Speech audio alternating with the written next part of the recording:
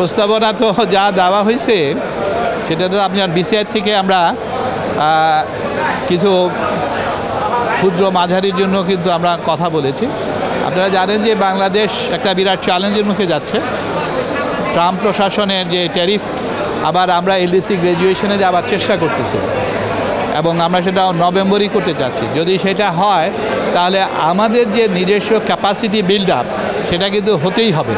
বাংলাদেশ তার যেসব ম্যানুফ্যাকচারিং সেক্টরগুলি আছে তাদের সক্ষমতা বৃদ্ধি করার ছাড়া কোনো পথ কিন্তু থাকবে না। যখনই আমরা এলডিসিতে চলে যাব তখন আমাদের এলডিসি যেসব বেনিফিট জিএসপি থাকবে না। আমাদের আবার অন দ্য আদার হ্যান্ড আমাদের কারোর সাথে এফটিএ নাই, আমাদের পিটিএ নাই। সো এক্সপোর্ট ওরিয়েন্টেড ইন্ডাস্ট্রিগুলি তখন একটা বড় চ্যালেঞ্জের মুখে পড়ে যাবে। বিকজ ভিয়েতনাম আমাদের যে কম্পিটিটার, ভিয়েতনামও কিন্তু 2027-এর মধ্যে একদম জিরো ট্যারিফে ওরা আরএমজি সেক্টর ওদের এবং অন্যান্য সেক্টরও তাদের এফটিএ করা ইউরোপ ইউনিয়নের সাথে, ওরা আমেরিকার সাথেও এফটিএ করছে। সো আমরা যদি এখনও শুরু করি it will take time. So তাহলে আরএমজি সেক্টরগুলি সার্ভাইভ করবে কেন? হয়তো ওটা 3 বছর সময় পাবে, but it is not enough.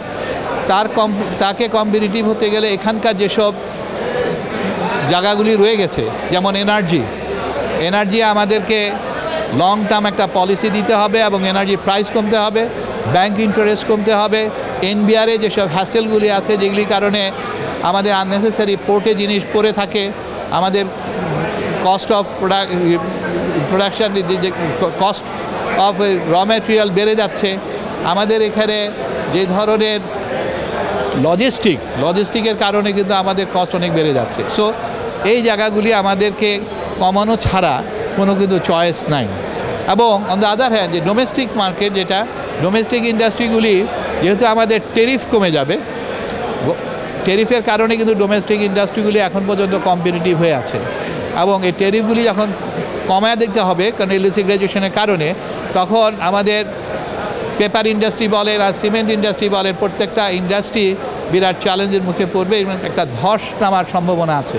So এদেরকে কিভাবে আপনি সারভাইভ করাবেন, সেটার জন্য স্কিল ম্যান পাওয়ারেরও শর্টেজ, আবার স্কিল প্রফেশনেরও শর্টেজ। সেটাও যেরকম আমাদের ডেভেলপ করতে হবে, আমাদের ইন্ডাস্ট্রিগুলির সাথে ইনস্টিটিউশনগুলো ইউনিভার্সিটিগুলোকে কানেক্টিভিটি করে দিতে হবে ইন্ডাস্ট্রির সাথে।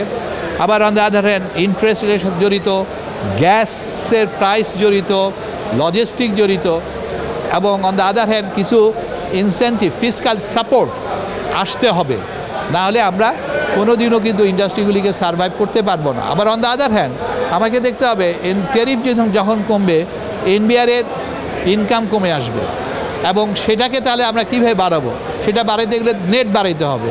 সেটা নিয়ে এখন পর্যন্ত আমরা ওইভাবে কাজ করছি না। সো যে নেট বাড়ানো, এই যে জিনিসগুলি আছে এগুলির জন্য কিন্তু আসলে আমাদের সময় দরকার এবং এই মুহূর্তে সেই প্রিপারেশনগুলি নেওয়ার জন্য এই বাজেটে সরকারকে আপনার ফিসকাল সাপোর্টের কথা চিন্তা করতে হবে। আপনাকে এনার্জি কস্ট কীভাবে কমানো যায় এবং এটা লং টার্ম এটার কি পলিসি সেটাকে পরিষ্কার করতে হবে। আজকে আপনার লজিস্টিকের জায়গাগুলি আরও কীভাবে স্বচ্ছতা আনা যায় এবং আরও কস্ট কমানো যায়, কীভাবে পোর্টের যে কনজেশন ড্যামারেজ এগুলি কীভাবে কমে নিয়ে আসা যায়, সেই জায়গাগুলি যদি না করি, ইভেন ব্যাংকিং সেক্টরের যে প্রবলেম, ইন্টারেস্ট তো একটা part, on the other hand আজকে আমাদের ক্লাসিফিকেশনে কোনো দেউলিয়া কোনো আইন নাই ইন্টারন্যাশনাল স্ট্যান্ডার্ডে, সেটাও যদি আমি না করতে পারি তাহলে দেখা যাবে যে আমাদের এখানে এই অচিরেই যে 6 মাস থেকে যে 3 মাস ক্লাসিফিকেশনে এটা আনা হয়েছে, আপনি দেখবেন যে বাই জুনের মধ্যে এটা 25 থেকে 30% হয়ে গেছে এবং তাহলে আমার ইন্টারন্যাশনাল ক্রেডিট ট্রেডিংও কিন্তু সমস্যা হয়ে যাবে।